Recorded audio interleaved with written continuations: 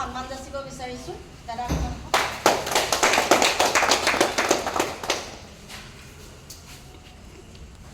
আৰু তেখেতৰ লগতে অহা দুজন সহপাঠী তেখেতকো আমি অকণমান মৰম সন্মান যাচিব বিচাৰিছোঁ।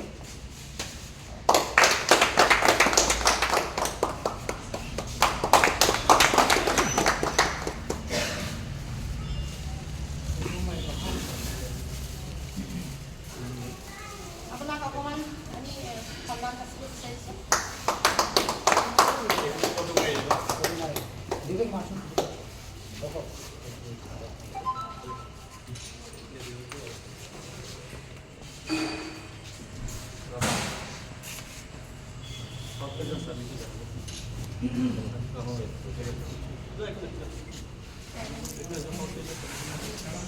দাদা কথা এটা কওঁ, আপোনাক কথা এটা সুধিব বিচাৰিছোঁ।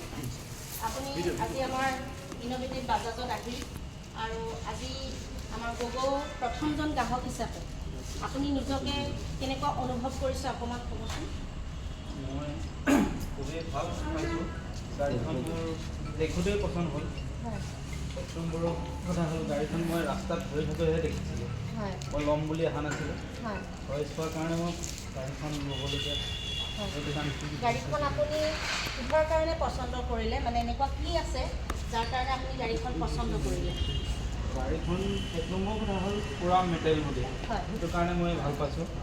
2 নম্বৰতে গাড়ীখনৰ ছিট কেপাচিটি বেছি আৰু লগতে ৰেঞ্জটো বেছি। ৰেঞ্জটো আপুনি কিমান পাইছে গম পাইছে? 251 পাইছোঁ, 250 কিলোমিটাৰ। সেইটো কাৰণে মানে মোৰ গাড়ীটো বেছি পচন্দ হয়।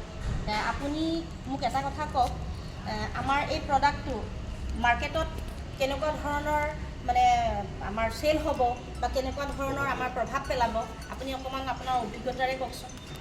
মানে আপুনি যিটো পচন্দ কৰিছে যে ছিট বেছি, মেটেল বডি, মাৰ্কেটৰ কাৰণে গাড়ীটো খুবেই ভাল হ'ব।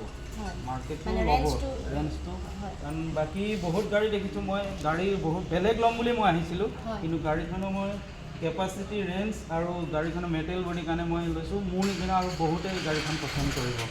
ধন্যবাদ। আপোনাৰ কথাষাৰ আমাৰ মানে মন চুই গৈছে আৰু তেনেকুৱা হওক, সকলো আহক, গাড়ীখন